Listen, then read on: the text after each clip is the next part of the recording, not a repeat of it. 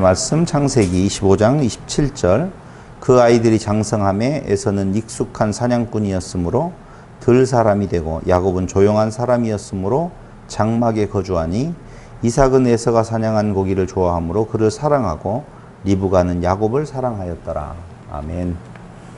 지난 시간 우리는 야곱과 에서에 관한 이야기를 살펴보는 중에 야곱이라고 하는 이름의 뜻은 발 뒤꿈치를 잡다. 성경에 나온 대로 다시 한번 말씀을 드리면 손으로 발꿈치를 잡고 나온 자다라고 하는 의미를 가지고 있다고 했어요. 근데 하나의 의문이 생기게 되어지는데요. 여러분들은 아이를 가져본 사람들이니까 아시겠지만 과연 아이가 쌍둥이로 있었을 때에 태어나게 되어지면 손을 펴고 태어날까요? 오므리고 태어날까요? 오므리고 태어나죠.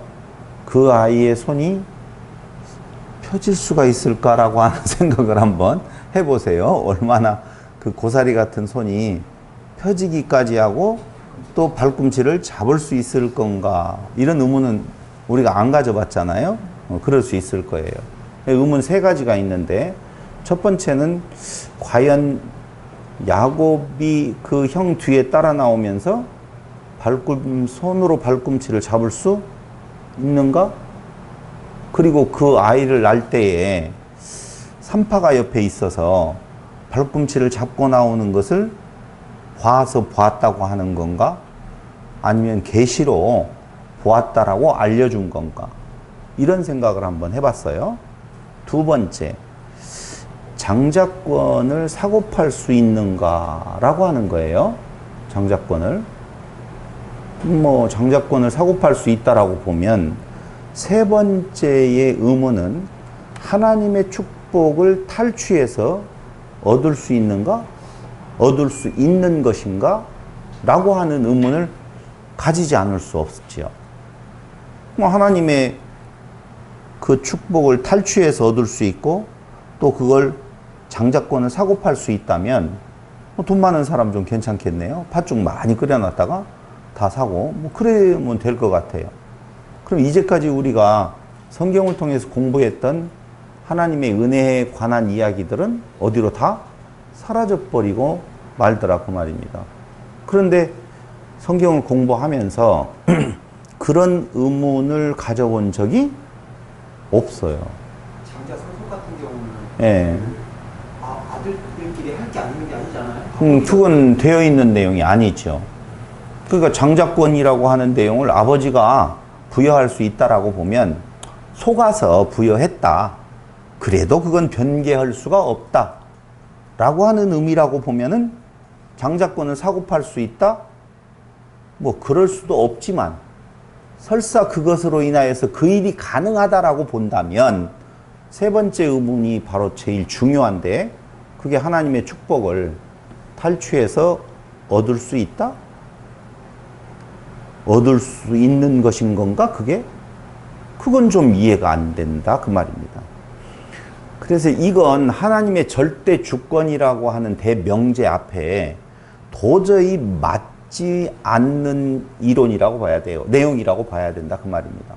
자, 첫 번째, 뒤꿈치를 잡을 수 있는가? 두 번째, 장자권을 사고 팔 수 있는가? 하나님의 축복을 탈취할 수 있는가? 이 세 가지의 의문을 가지고 지금부터 야곱의 이야기를 종합적으로 좀 생각을 해볼까, 그렇게 생각을 해보았습니다. 인간적인 생각을 가지고 성경을 보면은요, 인간 중심적인, 인간에 의한, 인간을 위한 엉뚱한 해석에 이르게 되어진다는 것은 분명해요. 다시 말씀드리면 나무만 보는 우를 범할 수가 있다는 겁니다.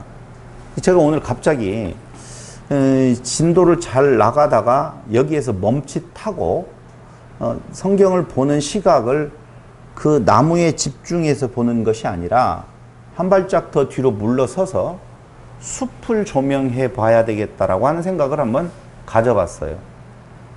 오늘 야곱의 이야기, 자, 아브라함의 이야기, 이삭의 이야기, 그 다음에 야곱 이야기, 다음으로 이어지는 것이 36장인가에 가보면은 요셉 이야기가 이어지거든요. 그럼 지금 야곱을 우리가 살펴보고 있었을 때에 조금 떨어져서 성경을 조명해 보는데 야곱의 이야기를 구조적으로 좀 살펴보자라고 하는 거예요. 그렇다라고 보면 아마 우리가 이제까지 인간적인 입장에서 인간 중심적인 인간을 위한 성경 해석에서 조금 다른 결론이 나올 수도 있겠다라고 하는 생각을 가져보게 되었다는 것입니다. 그렇다라고 보면 야곱에 관한 이야기는 창세기에 어디에서 어디까지 기록되어 있는가 보니까 창세기 25장 19절에서 이게 누구 이야기라고요? 야곱의 이야기거든요. 야곱의 이야기는 창세기 25장 19절부터 36장 43절까지 나와 있습니다. 이게 한 덩어리로 보면 좋겠어요. 시작은 25장 19절로 26절, 처음 그 시작이 당연하죠. 25장 19절부터 26절까지 나와 있는데요. 그 내용을 보면 아브라함의 아들 이삭의 족보라고 하면서 에서와 야곱을 낳았다 이렇게 나오죠. 한번 볼까요? 25장 19절로 26절에 보면 19절 아브라함의 아들 이삭의 족보는 이러하니라. 아브라함이 이삭을 낳았고 이삭은 40세에 리브가를 맞이하여 아내를 삼았으니 리브가는 밧단 아람에 대한 내용이 쭉 나오는 내용을 보면 결론적으로 이 구절에서 이야기하려고 하는 것은 누구를 낳았다라고 말하는 건가? 에서와 야곱을 낳았다라고 하는 이야기로 26절까지 끝을 맺고 있어요.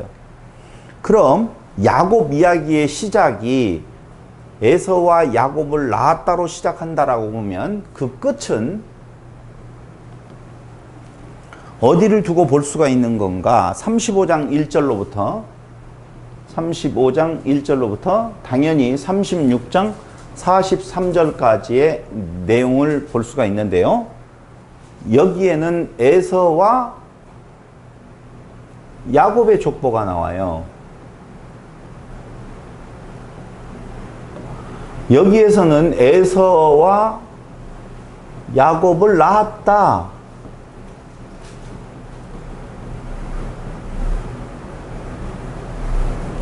그런데 그 끝은 어떻게 마무리를 하고 있는 건가?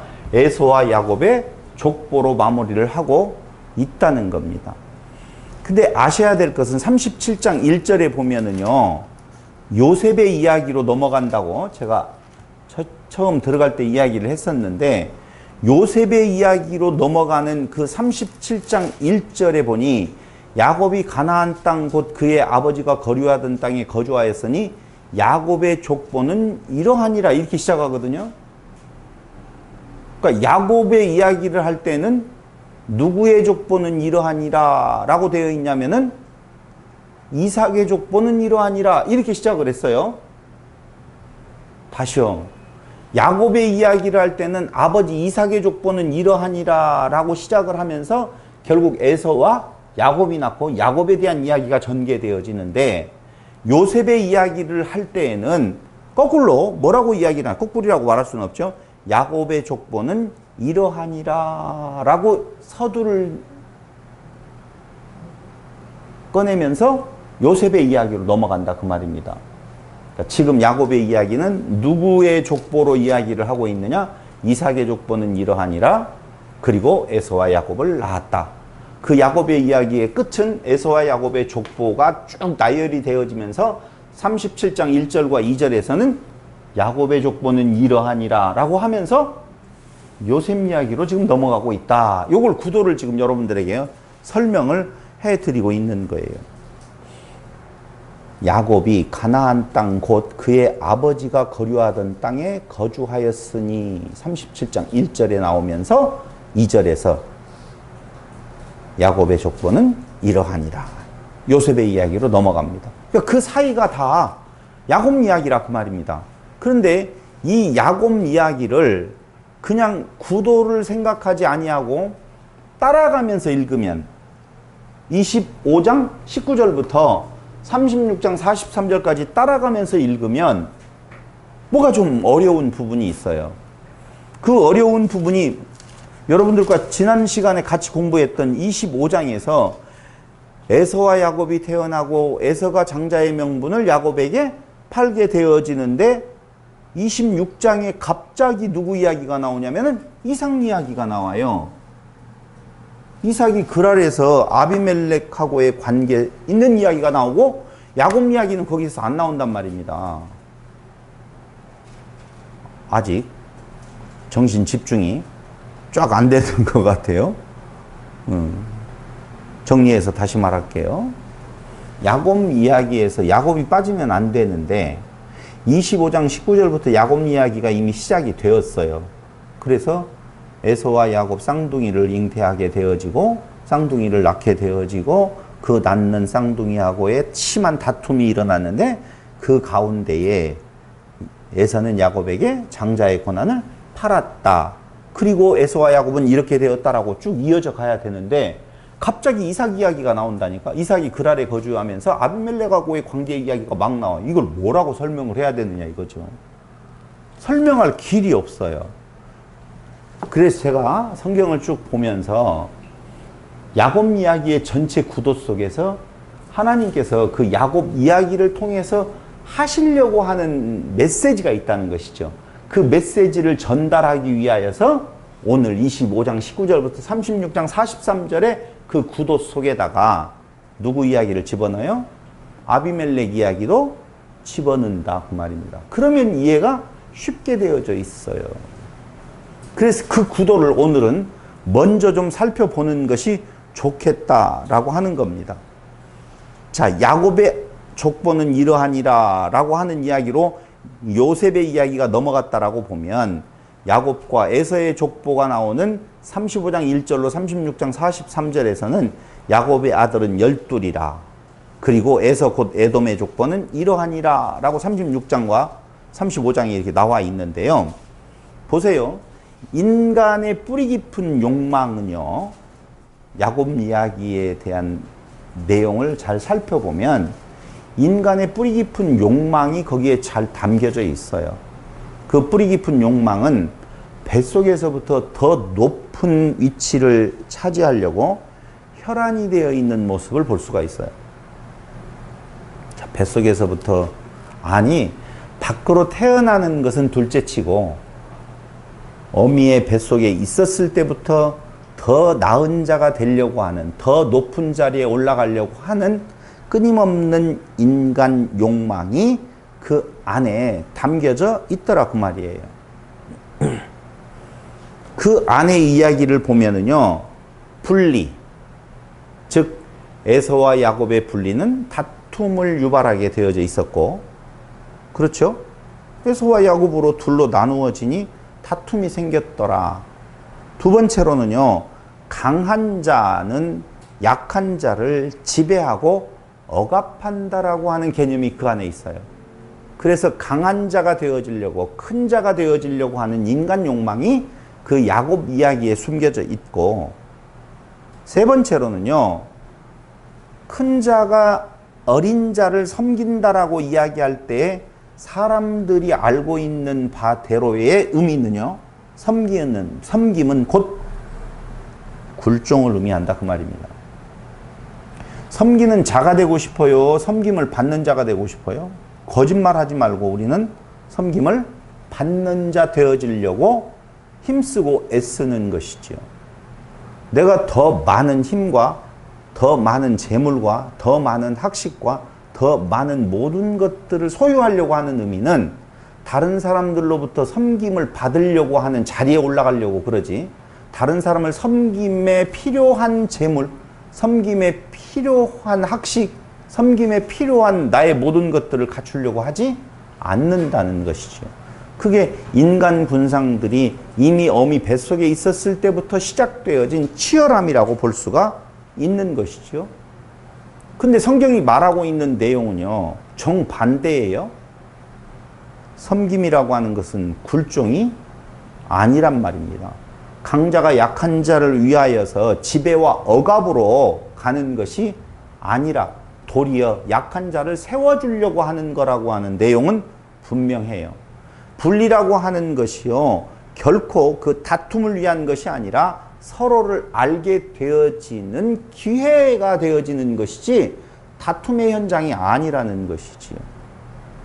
방금 이야기한 것처럼 분리를 통하여서 서로를 알게 되어지고 강한 자가 약한 자를 위하여서 도리어 더 섬기게 되어지는 이 단계는, 이 관계는 일반 인간 사회에서 되어지는 것이 아니라 오직 하나님 안에서 하나 될 때 성취되어지는 것이요.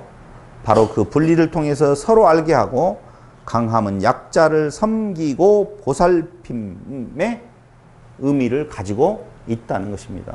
그래서 큰 자는 작은 자를 섬기리라, 이 말은 에서와 야곱에게 해당되어지는 이야기이지만, 다시요, 큰 자는 어린 자를 섬기리라라고 하는 하나님의 그 계시의 말씀은 에서와 야곱과의 관계에 된 이야기를 하고 있는 것 같지만 그 안에는 결국 큰 자로 오신 누가? 그리스도가 어린 자들을 섬기게 되어진다라고 하는 복음 진리를 담고 있는 거예요. 그래서 25장 23절에 나와 있는 것처럼 결국은 그 두 쌍둥이 아들을 통하여서 두 나라를 이룬다라고 하는 약속을 해주잖아요. 23절에 보면 두 국민이 내 태중에 있구나, 두 민족이 내 복중에서부터 나누이리라, 이 족속 저 족속보다 강하겠고 큰 자가 어린 자를 섬기리라 라고 했던 이야기가 하나의 약속이란 말입니다.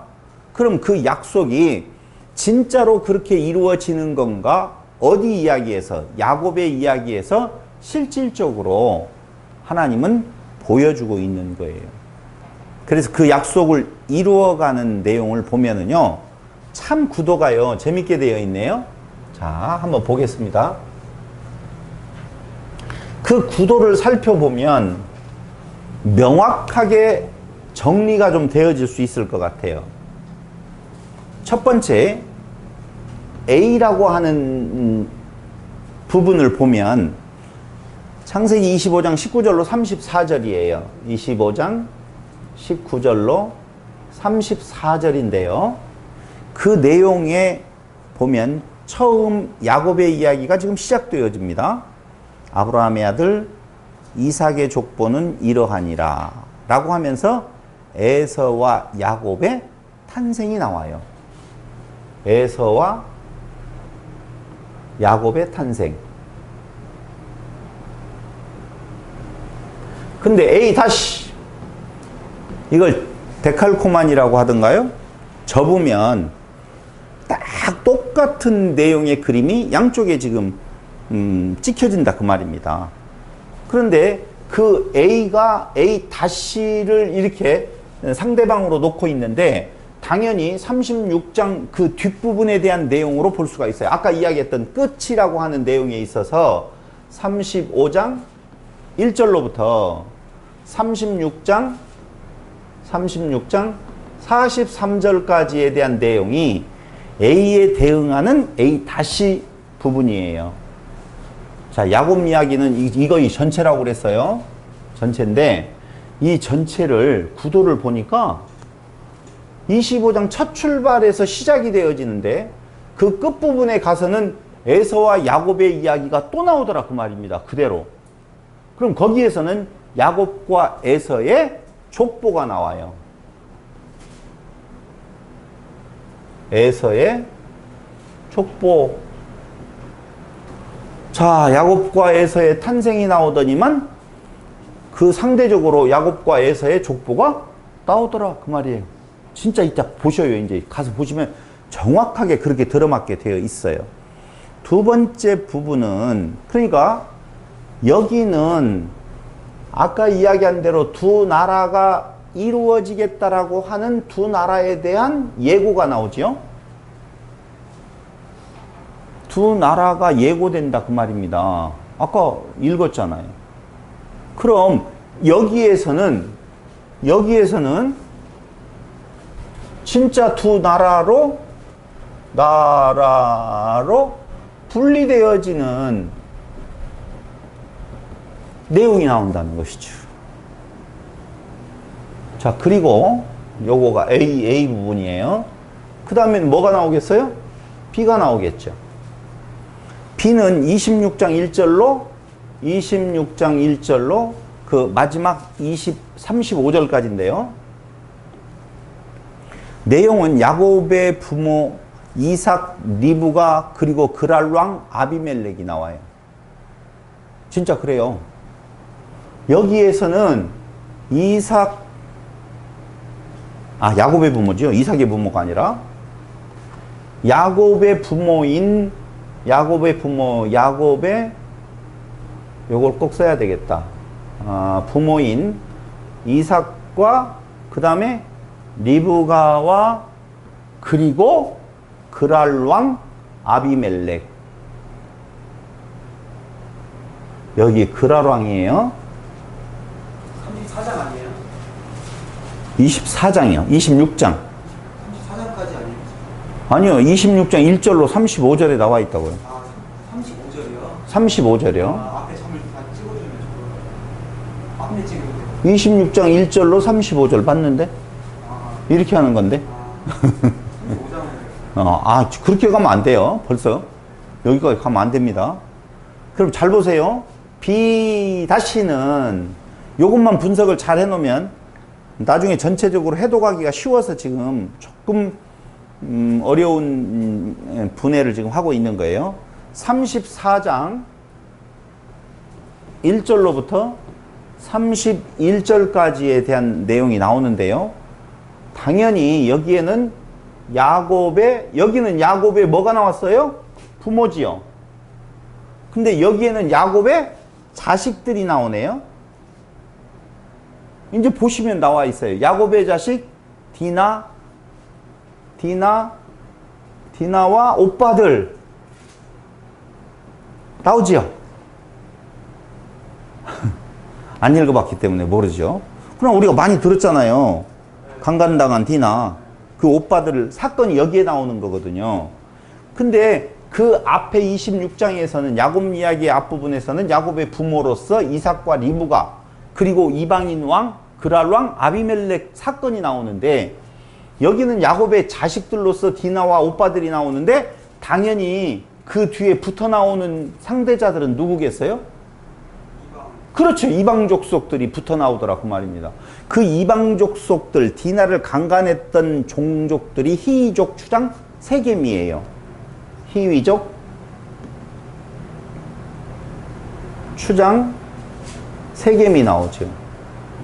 그러니까 구도를 잘 보세요. 야곱의 가족 이방, 야곱의 가족 이방, 이렇게 구도가 나와요. 그래서 이스라엘과 이방, 제가 이렇게 붙여봤어요. 이스라엘과 이방. 여기 또 역시 이스라엘과 뭐가 돼요? 엘과 이방. 관계가 나오죠. 자, B가 끝났겠죠? C는 어떤 내용을 담고 있는 건가? 축복을 탈취해요. 그것으로 인하여서 가족 간에 불화가 일어나지요.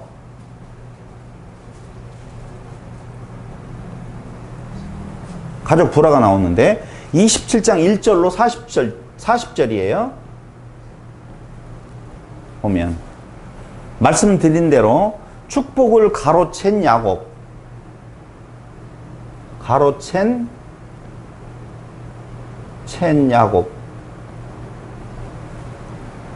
이게 27장 36절에 보면 진짜 그게 나오네요. 그 축복을 가로챈 야곱에 대한 문장을 제가 원문으로 보니까 라카흐 베코라티라고 해서 내복을 빼앗았습니다. 이렇게 나와요. 내복을 야곱이 빼앗아 갔어요. 라고 하는 의미로서의 히브리 단어가 배열되어져 있어요. 그런데 C-에는 어떻게 상대가 되겠어요? 상상을 한번 해본다라고 보면 33장 8절로 20절에 보면 33장 8절로 20절에 보면 가로챈 축복을 돌려줘요. 우리가 알고 있는 것처럼 밧단 아람에서 돌아오다가 형을 만나가지고 어떻게 되어져요? 에서를 만나가지고 자기의 재산을 돌려주잖아요. 그 대목이라고요. 이 대목이 지금.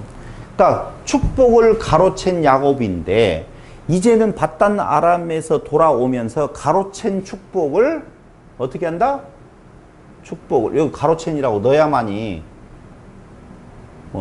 가로챈 축복을 돌려줌.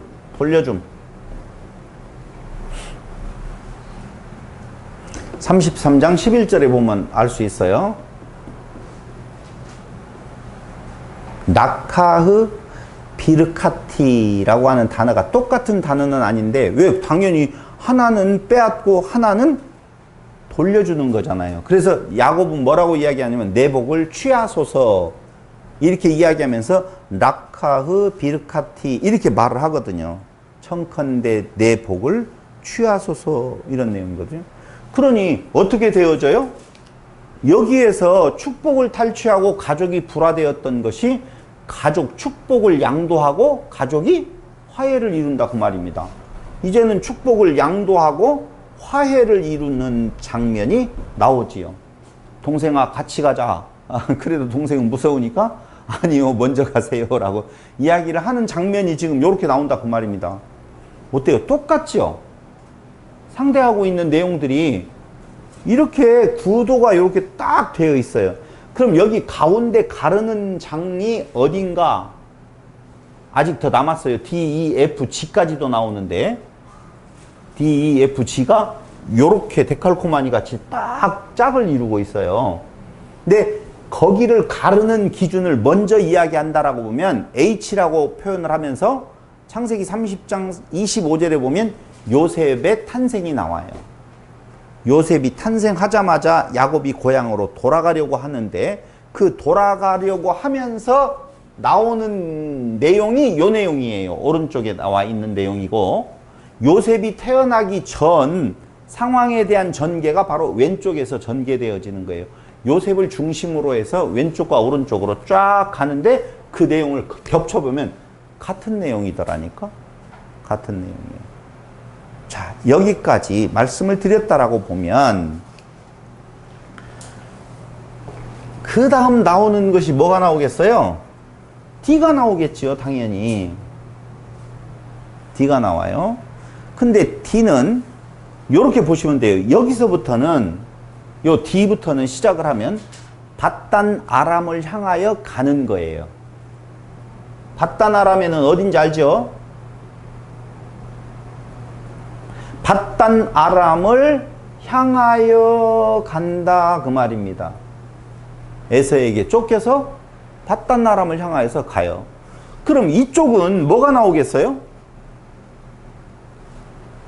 밧단 아람을 향하여서 갔던 야곱이 그렇죠. 어디로 돌아와요? 가나안 땅을 향하여. 여기 가나안 땅을 향하여 돌아와요. 그럼 그 D 부분에 대한 내용에 있어서 첫 번째 27장 40절 이후 41절부터 시작을 해서 28장 9절까지는 무슨 내용을 담고 있는 건가? 야곱의 도망이 나오죠.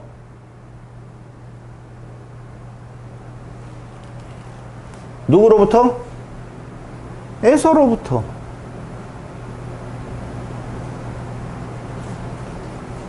그리고 여기 D 다시는 33장 1절로 7절인데요. 야곱이 도망하는 것이 아니라 야곱의 돌아옴. 어디로부터? 가 아니라 어디를 향하여? 에서를 향하여.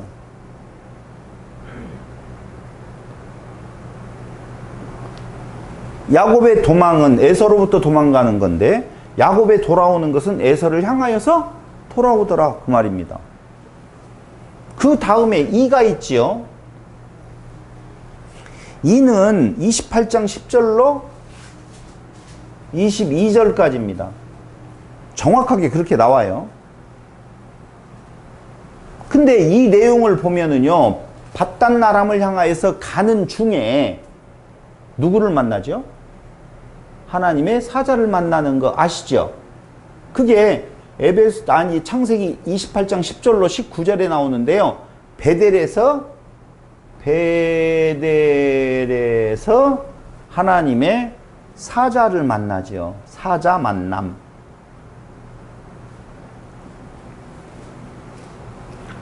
이 도망가는 밧단 아람을 향하여서 가는 것은 어디를 향해 가는 건가? 어둠 속으로 들어가는 거라고 보면, 자, 다시 한번 볼게요. 그 이의 이 다시, 상대하고 있는 이 다시는요, 32장 1절로 32절까지의 내용인데요. 그건 브니엘에서 하나님의 사자를 만나게 되어집니다. 에서 하나님의 사자를 만나게 되어져요. 사자 만남. 똑같네요. 어떻게 이렇게 딱 맞게 이렇게 들어맞는지 모르겠어요. 그러니까 밧단 아람을 향하여서 갈 때의 내용을 보면 야곱이 도망가는데 에서로부터 도망가고, 베델에서 그 도망가면서 하나님의 사자를 만나게 되어 있는데 어둠을 향해 가는 거고, 이제 가나안 땅을 향하여서 돌아오고 있는 그 야곱은요, 에서를 향하여서 돌아오게 되어지는데 브니엘에서 하나님의 사자를 만나게 되어지는 똑같은 모습을 보여주고 있어요. 보여주고 있어요. 가나안 땅을 향하여 오는 과정이에요. 지워야 되겠어요. 여기 이렇게 이제 지우고 채워보겠습니다. 이렇게 채워보겠습니다.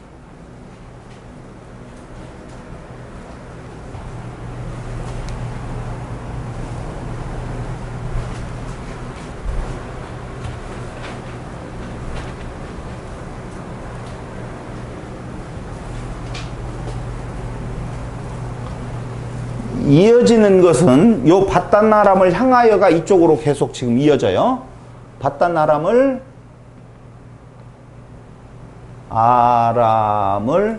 향하여. 그럼 지금까지 2를 봤으니까 이 F를 보면 29장 1절로 30절에 대한 내용인데요. 이 내용에는 밧단 아람에 도착해요. 밧단 아람에 도착. 누구가 도착한다고 나오냐면은 야곱,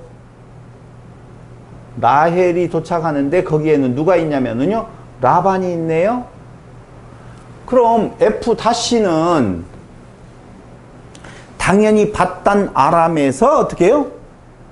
출발. 밧단 아람을 탈출해 나오네요. 밧단 아람에서 탈출. 못 가게 하려고 얼마나 방해를 해요. 삼촌 라반이. 이게 바로 어디에 해당되어지는 건가? 31장 1절로 55절이에요.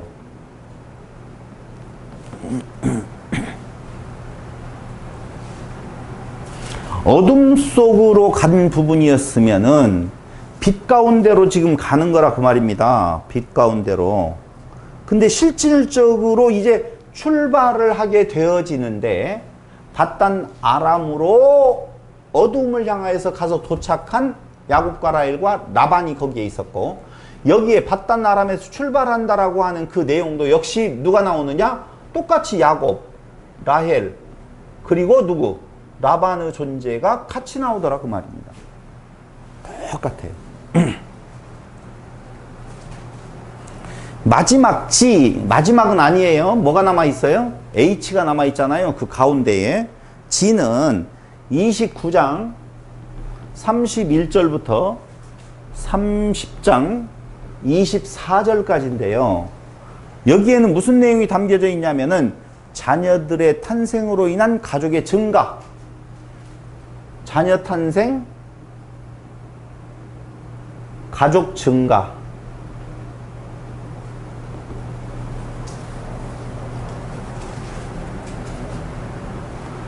다시는요, 여기에도 비슷한 내용이 나와요.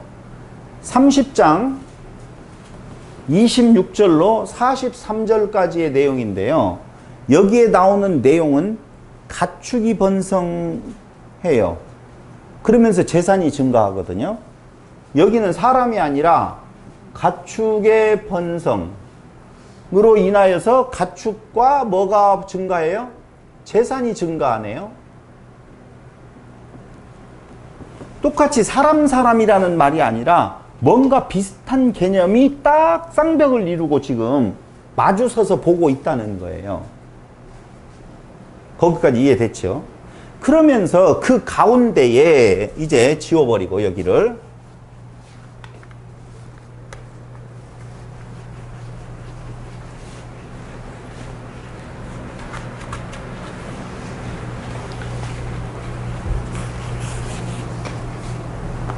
이렇게 양쪽에 벽을 이루어서 똑같은 내용이 서로 마주보고 있는데 거기에 제일 중심에 무슨 내용이 들어있느냐면은 30장 25절에 누가 태어나냐면은 요셉이 탄생합니다. 근데 이 요셉이 태어나자마자 야곱이 고향으로 돌아가려고 해요. 요때. 그 전에는 야곱이 고향으로 돌아갈 생각을 안 하고 있는데 요셉이 태어나자마자 야곱은 고향을 향하여서, 그 고향은 어디예요? 가나안이에요. 가나안을 향하여서 돌아가려고 하더라, 그 말입니다. 자, 보세요. 우리는 창세기 32장 28절을 한번 보시기 바랍니다. 그가 이르되 내 이름을 다시는 야곱이라 부를 것이 아니요 이스라엘이라 부를 것이니 이는 내가 하나님과 및 사람들과 겨루어 이겼음이니라. 이렇게 나오죠. 그러니까 야곱이라고 하는 이름에서 이스라엘이라고 하는 이름으로 넘어가는 그 과정에서 계기가 뭐냐면은 하나님과 겨루어 어떻게 했다? 이겼다. 이때의 야곱이 이스라엘로 넘어가는 거거든요. 그런데 우리가 공부했던 대로 야곱이 하나님을 이겼다는 의미는 환도뼈가 부러졌다라고 이야기를 지지난 시간에 이야기를 하면서 야곱의 무엇을 이야기했느냐? 죽음을 이야기했다, 그 말입니다. 야곱의 죽음. 그러니까 이겼으니까 야곱이 펄펄 사는 것이 아니라 하나님을 이기는 유일한 방법은 죽는 거예요. 당연히 그렇다고 그랬잖아요.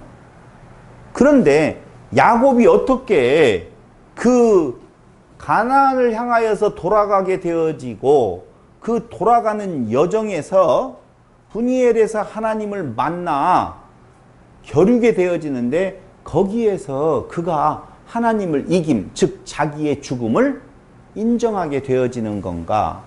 그건 다른 것이 아니라 밧단 아람에서의 20년 기간이, 그 훈련의 기간이 야곱으로 하여금 내 힘으로 되는 거 아닙니다 라고 하는 것을 알게 되었다, 그 말이죠. 그러니까 철저하게 분리된 상태에서 하나님은 그 야곱에게 교육시켰고 야곱이 어떤 존재인지, 하나님이 어떤 존재인지를 가르쳐 주었는데 그 20년 세월이 야곱으로 하여금 하나님 앞에 자기의 죽음을 인정하게 되어지는, 자기의 죽음을 인정함으로 말미암아 하나님의 은혜를 덧입게 되어지는 하나님을 이김의 상태가 되어졌다라고 하는 것이죠. 이게 굉장히 중요한 이야기입니다. 사실은요. 정말 중요한 이야기입니다. 그럼 이 전체 A부터 A', 그 다음에 H까지를 중심으로 해서 여기 G까지를 살펴보았다면, 전체 구도를 살펴보았다면 이 구도를 가지고 이제는 무엇을 살펴보려고 하는 건가? A와 A-는 어떤 이야기를 하고 있고 B와 B-는 무슨 이야기를 하고 있는 건가를 하나씩 살펴봄으로 말미암아 결국은 성경이 말하고 있는 지향점이 어디인가를 알 수가 있다는 거예요. 자, 그래서 지금 이 시간에는 A와 A-에 대한 내용을 살펴봄으로 말미암아 하나님의 모세를 통하여서 무슨 메시지를 전달하려고 하는 건가를 우리가 확인해 보도록 하겠습니다. A와 A-입니다. A와 A-죠. 그것은 에서라고 하는 존재와 야곱의 출생으로부터 시작되어지는 건데요. 말씀드린 대로 지난번에 에서는 북다, 아드모니라고 그랬죠. 그런데 그 에서와 북다라고 하는 그 아드모니는 에돔과 같은 어원을 두고 있어요. 다시 말씀드릴게요. 북다라고 하는 것과 에돔은 같은 어원을 가지고 있다 그 말입니다. 봐봐요. 북다, 이 에드모니 라고 하는 단어와 그 다음에 에돔이라고 하는 단어는 같은 어근을 가지고 있다라고 하는 거예요. 그러면 어떤 어원을 가지고 있는 건가? 어원은 아담에서 유래했어요. 아담에서 유래했어요. 두 번째, 그 에서를 이야기할 때 털이 많은 터롯 이야기를 하잖아요. 근데 이 터롯은 세아르인데요. 세아르. 요 단어는 세일산과 같은 어근을 가지고 있죠. 세일산과 같은 어근.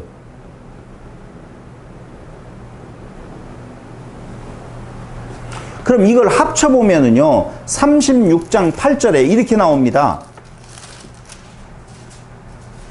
이에 에서 곧 에돔이 세일산에 거주하니라. 두 가지를 다 담고 있죠.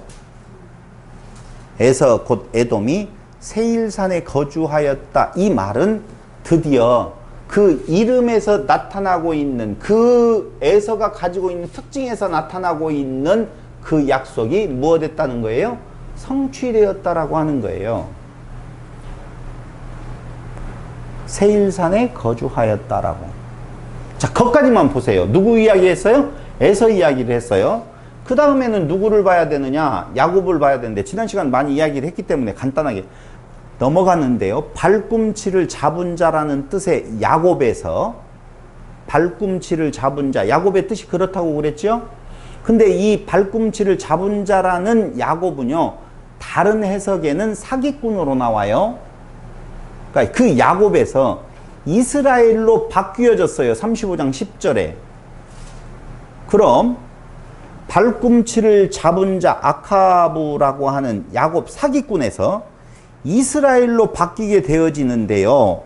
이스라엘에게 아브라함과 이삭에게 준 땅을 그와 그 후손에게 주시겠다라고 약속을 해요. 35장 12절에 보면은요. 조금 정리해서 말씀을 드리면 야곱이 받은 축복은요, 두 가지가 있습니다. 두 가지가 있어요.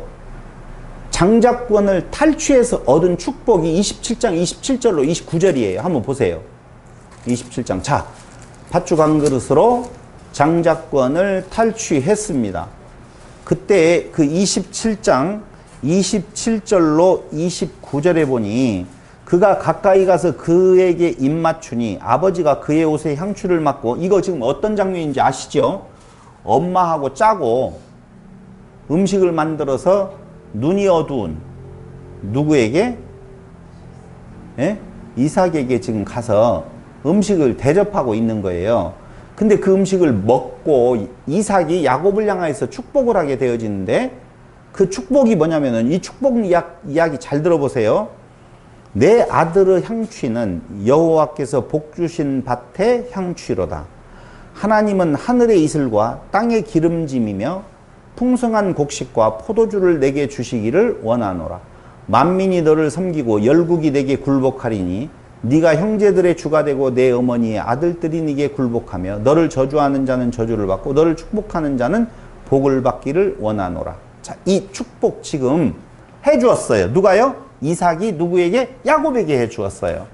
그런데 이삭이 야곱에게 그 음식을 대접받고 빌었던 축복이 우리 귀에 지금 들려올 때 이제까지 이야기했던 삼중 축복하고 뭔가 연관이 되어져요? 안 되어져요?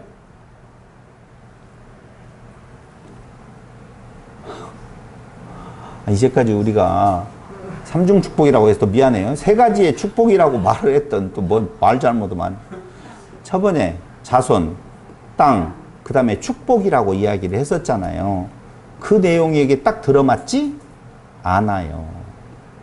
여기에서 축복은요. 그 축복이 아니라니까. 보세요.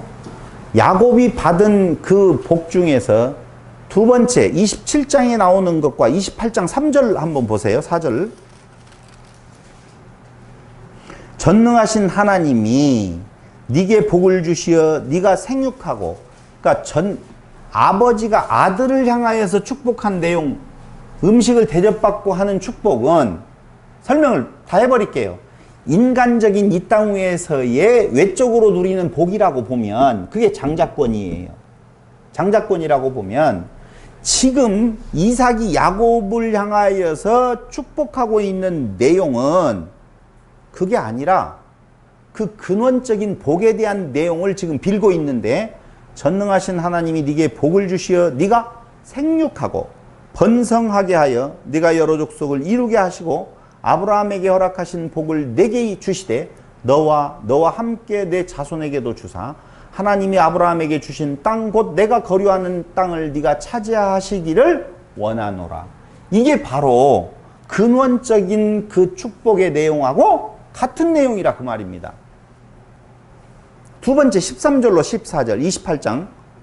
또 본즉 여호와께서 그 위에 서서 이르시되 나는 여호와니 너의 조부 아브라함의 하나님이요 이삭의 하나님이라. 네가 누워있는 땅을 내가 너와 내 자손에게 주리니 내 자손이 땅의 티끌같이 되어 네가 서쪽과 동쪽과 북쪽과 남쪽으로 퍼져나갈지며 땅의 모든 족속이 너와 내 자손으로 말미암아 어떻게?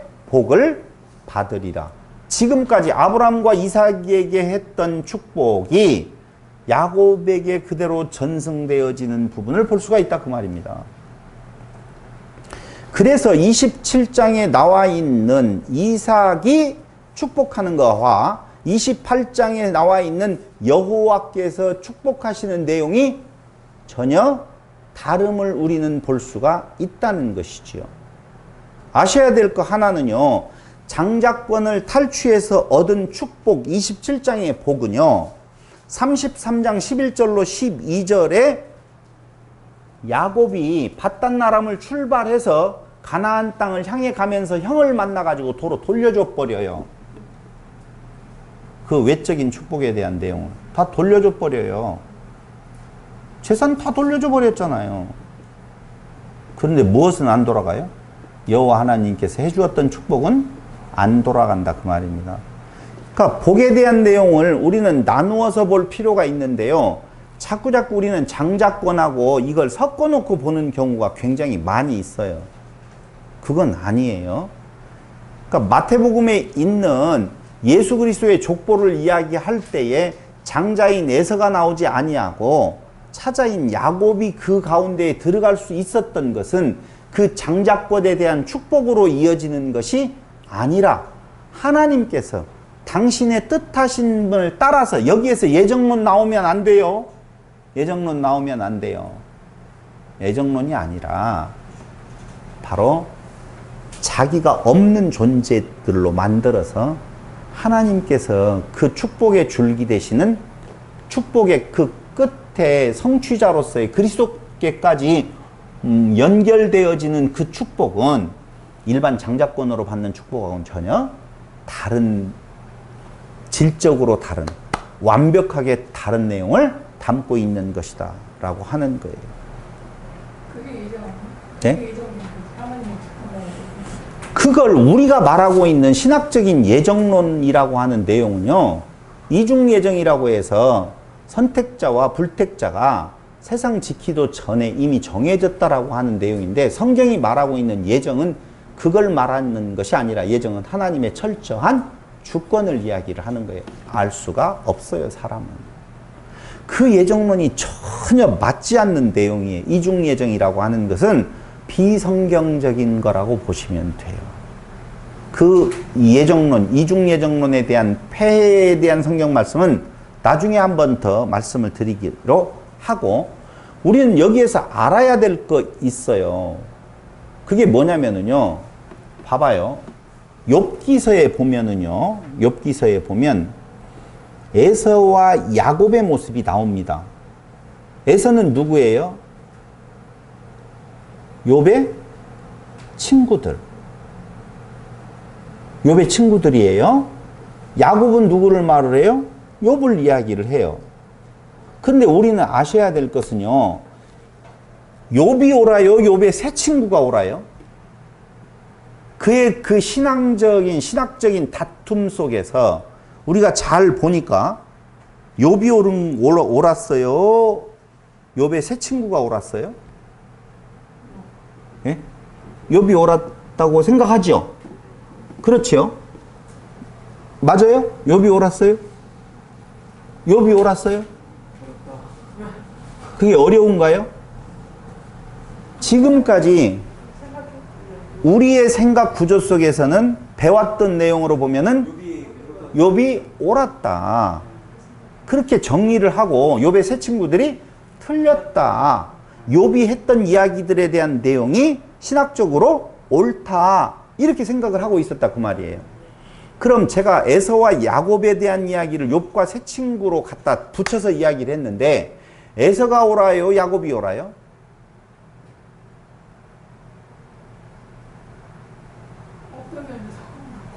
둘 다 옳지 않아요.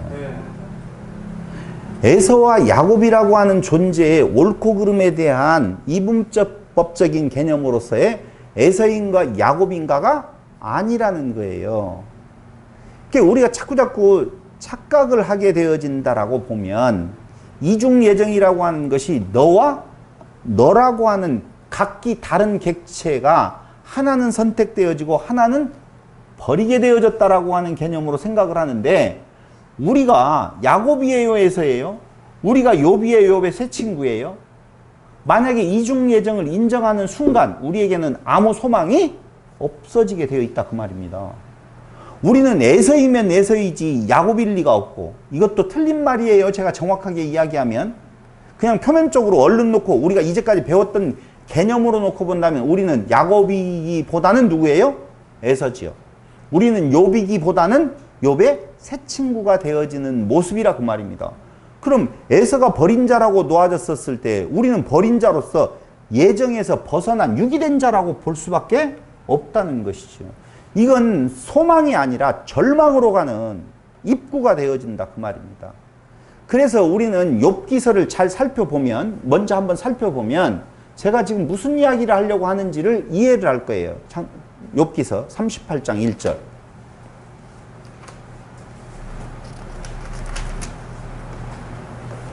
그때에 여호와께서 폭풍우 가운데에서 욥에게 말씀하여 이르시되, 잘 들어보세요. 무지한 말로 생각을 어둡게 하는 자가 누구냐? 누구예요? 여기는 욥의 새 친구를 말하는 것 같이 여러분들이 보일지는 모르겠어요. 조금만 더 읽어볼게요. 너는 대장부처럼 허리를 묶고 내가 네게 묻는 것을 대답할지니라. 내가 땅에 기초를 놓을 때에 네가 어디 있었느냐? 네가 깨달아 알았거든 말할지니라. 책망 같아요? 칭찬 같아요? 대답을 해주세요. 책망 같아요? 칭찬 같아요? 책망이죠. 누가 그것의 도량법을 정하였는지, 누가 그 줄을 그것을 위에 띄웠는지 네가 아느냐? 책망이에요? 칭찬이에요? 책망이에요. 그 뒤에 쭉 읽어보면은요, 전부 다 책망투에 대한 내용들이 나오더라 그 말입니다.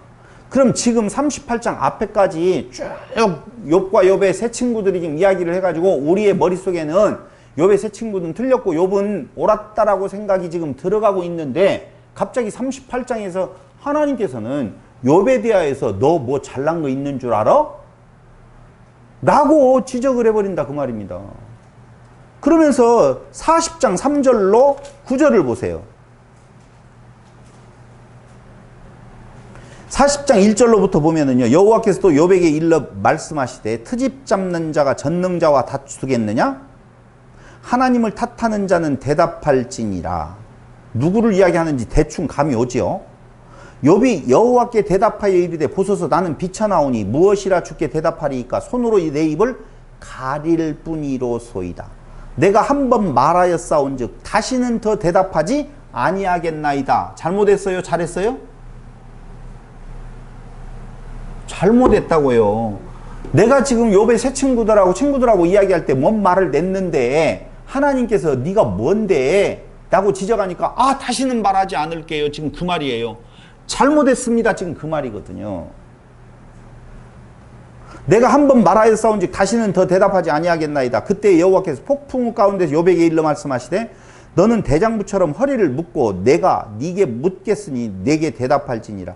네가 내 공의를 부인하려느냐? 내 의를 세우려고 네 의를 세우려고 나를 악하다 하겠느냐?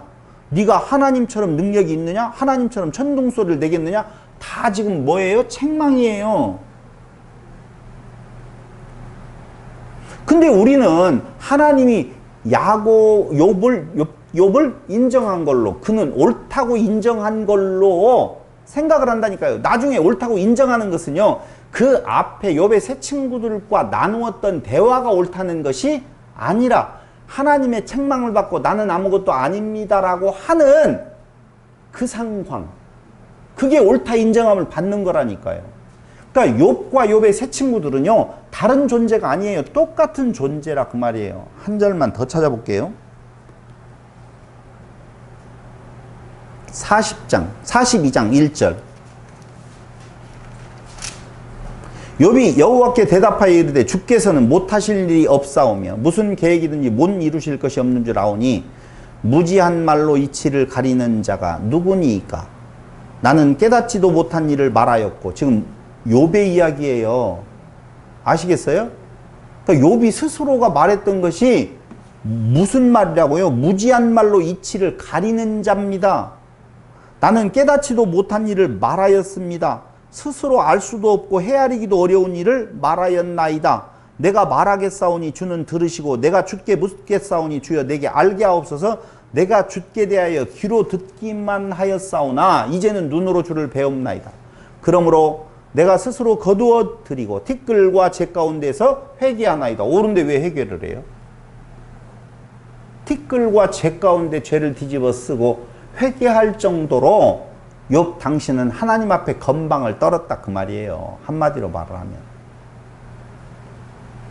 결론 나오죠? 7절 여호와께서 욥에게 이 말씀을 하신 후에 여호와께서 대만 사람 엘리바스에게 이르되 내가 너와 내 두 친구에게 노하노니 이는 너희가 나를 가리켜 말하는 것이 내 종 욥의 말같이 옳지 못함이 노하라. 내 종 욥의 말같이 옳지 못함이니라. 욥의 말은 옳고 너희 말은 틀렸다라는 말이 아니에요. 그런즉 너희는 수소 7과 순양 7을 가지고 내 종 욥에게 가서 너희를 위하여 번제를 드리라. 와, 욥에게 가서 번제를 드리라네요. 내 종 욥이 너희를 위하여 기도할 것인즉 내가 그를 기쁘게 받으리니 너희가 우매한 만큼 너희에게 갚지 아니하리라. 이는 너희가 나를 가리켜 말하는 것이 내 종 욥의 말같이 옳지 못함이라. 다시 또 이야기하지만 너희들의 말 틀렸다 그 말이에요. 그런데 왜 욥에게 가서 제사를 드리라고 이야기하는가? 욥이 어떻게 되었어요? 스스로도 제사의 자리에 가 있었잖아요. 옳지 못합니다. 같다 그 말이에요. 둘 다 똑같다. 자, 이 정도 가면은요, 욥은 하나님께서 칭찬해서 올려주고 욥의 친구들은 다 깔아 뭉개가지고 지옥으로 보낼 것 같죠? 천만에 결론이 그렇게 안 나네요. 한번 보세요. 이에 대만 사람 엘리바스와 수아 사람 빌닷과 나아맛 사람 소발이 가서 여호와께서 자기들에게 명령하신 대로 행하니라. 여호와께서 욥을 기쁘게 받으셨더라. 그 안에서 같이 들어가는 거예요. 제사를 드릴 때에 욥의 친구들도. 욥이 그의 친구들을 위하여 기도할 때 여호와께서 욥의 곤경을 돌이키시고 여호와께서 욥에게 이전 모든 소유보다 갑절이나 주신지라. 이에 그의 모든 형제와 자매와 이전에 알던 이들이 다 와서 그의 집에서 그와 함께 음식을 먹고 여호와께서 그에게 내리신 모든 재앙에 관하여 그를 위하여 슬퍼하며 위로하고 각각 퀘시타. 퀘시타가 뭐예요? 동전의 단위예요. 하나씩과 금고리 하나씩을 주었더라. 여호와께서 욥을 말려내 욥에게 처음보다 더 복을 주었다. 이 내용에 대한 것이 중요한 것이 아니라. 아까 욥의 친구들도 욥 안에서 뭐가 되어진다고요? 하나님의 은총 안에 들은 자가 되어진다. 지금 그 말이에요.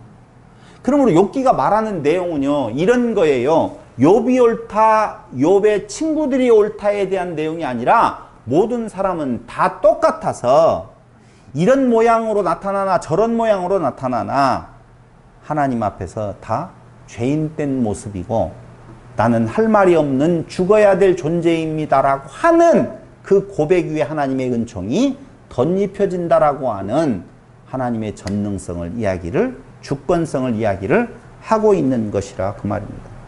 그러므로 똑같아요. 에서와 야곱은 둘이 분리되어서 쌍벽을 이루고 있는 것이 아니라 하나의 둘이 있어서 그 인간적인 야곱일 때, 예를 들어서요, 갑자기 돌아가서 죄송해요. 야곱일 때 그게 바로 누구예요? 에서예요. 똑같아요. 에서와 야곱이 똑같다니까요. 열심내는 자기 의가 살아있는 야곱일 때는 약속의 땅으로부터 도망가 쫓겨나게 되어지고, 이스라엘로 바뀔 때 뭘 통해서 바뀌어요? 20년 동안 바단 아람에서의 생활을 통하여서 그가 아무것도 아니다라고 하는 사실을, 하나님만이 오직 존재자다라고 하는 사실을 알 때에 자기는 없어짐, 죽음에 이르게 되어지고, 그때가 바로 약속의 땅으로 귀환되어지는 때라, 그렇게 말할 수가 있는 거예요. 여기에서 결론을 내리면 좋겠지만 어쨌든 이삭의 이야기는 마무리를 짓고 가야 될 것 같아서 덧붙여서 말씀을 드리면, 우리가 이삭을 생각을 할 때에 평탄하고 평화로운 삶의 주인공 같아요. 별로 복잡한 내용이 안 나오는 것 같은데 자세히 들여다보면 그의 인생의 여정에서 아버지와 아들 못지않는, 아브라함이나 야곱과 못지않는 굴곡이 많은 삶을 볼 수가 있어요. 첫 번째는요, 모리아 사건 알죠? 모리아 산에 지금 제물로 바쳐져야 될 부분이 있잖아요. 장난 아니지요?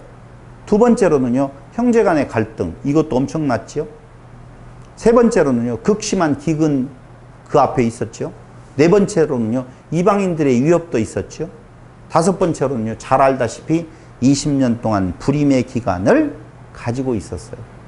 그런데 우리는 성경에서 이삭을 보면은요, 그렇게 복잡다단하고 인생의 굴곡이 많고 어려움이 그 앞에 놓여 있었던 것 같이 느껴지지 아니해요. 왜냐하면 창세기 26장 24절을 한번 보실래요? 24절에 보니 그 밤에 여호와께서 그에게 나타나 이르시되 나는 내 아버지 아브라함의 하나님이니 두려워하지 말라. 내 종 아브라함을 위하여 내가 너와 함께 있어 내게 복을 주어 내 자손이 번성하게 하리라 하신지라. 내 아버지 아브라함의 하나님이니 두려워 말라. 이렇게 이야기하는 내용이 24절과 28절을 보세요. 이것까지 보면 아실 거예요. 그들이 이르되 여호와께서 너와 함께 계심을 우리가 분명히 보았으므로 라고 하거든요. 이 말이 무슨 말이냐면요, 하나님이 함께 계신다라고 하는 사실을 아는 자에게 있어서는 그 삶의 굴곡진 여부와 상관없이 그에게 찾아오는 것이 바로 뭐라고요? 평강이라, 이렇게 말할 수가 있는 거예요. 욥에게도 마찬가지입니다. 야곱도 마찬가지고요, 이삭도 마찬가지고요, 아브라함도 마찬가지고요. 인간의 힘으로 말미암아 평강을 누리려고 하는 것은 다 거짓된 것이고 헛된 것인 줄을 아셔야 됩니다. 진짜 참 평강은 하나님 여호와께서 임마누엘, 우리와 함께 계시다라고 이야기할 때 아무것도 없는 나에게 바로 그분이 나와 함께 계셔서 나의 삶을 지켜가시고 분리불안으로부터 해소시켜주는, 그게 완벽한 평강. 그래서 에릭 프롬이라고 하는 사람이 사랑의 기술이라고 하는 책을 통하여서 인간은 분리불안 증세가 있다는 거예요. 그래서 분리되어지지 아니하려면, 불안하지 아니하려면 이론을 알고 그 이론을 연마하고 아주 숙련된 자가 되어서 삶을 살아가면 누구로부터도 분리되어지지 아니한다라고 하는 인간의 노력과 힘을 강조하는 것이 있었다라고 보면 맞아요. 인간은 그런 거예요. 그러나 성도들에게 있어서 진정한 평강은 그런 노력으로 되어지는 것이 아니라 오직 여호와 하나님의 같이 하심으로 말미암아 그 평강이 찾아온다라고 하는 것입니다. 다음 시간 이어질 내용은요. 아시다시피 B와 B 다시인데요. B는 아비멜렉이라고 하는 그랄왕 아비멜렉이 나오지요. 근데 그랄왕 아비멜렉은 이스라엘과 화친을 맺어서 축복 가운데 평강 가운데 그냥 살아가는데요. 어디로 가보니까 뒤에 가가지고 누구가 나왔었죠?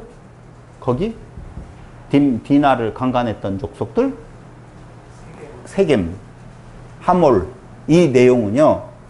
결국은 하나님의 이름 앞에서 완전히 무릎 꿇는 그랄왕 아비멜렉하고 상관없이 그들의 힘으로 들어오게 되어지는 세겜 사람들하고는 전혀 다른 결과를 가져오게 되어진다라고 하는 걸 보여주고 있는 것입니다. 우리의 의가 필요한 것이 아니라 오직 하나님의 은총에 기대어서 우리가 죽게 되어진다라고 보면 그것이 하나님의 축복 가운데로 들어가게 되어지는 유일한 통로로서 그 길로 인도하시는 하나님의 사랑을 그려주고 있는 것이 오늘 에서와 야곱 사건이라고 말씀드릴 수가 있는 것입니다. 기도드리겠습니다. 고마우신 아버지 하나님, 야곱에서 이스라엘로 바뀌어진 것도 우리의 힘이 아니요 하나님께서 바꾸게 하시고 오직 그 이스라엘 안에서 우리의 죽음이 우리에게 평강을 가져다 주는 유일한 통로임을 알게 하시어서 오직 그리스도의 은혜만이 우리에게 있어서의 영원한 생명으로 인도되어지는 길임을 고백하며 그 평강 속에 살아가게 하시기를 예수님의 이름으로 기도드립니다. 아멘. 오늘 구도를 말씀했던 내용을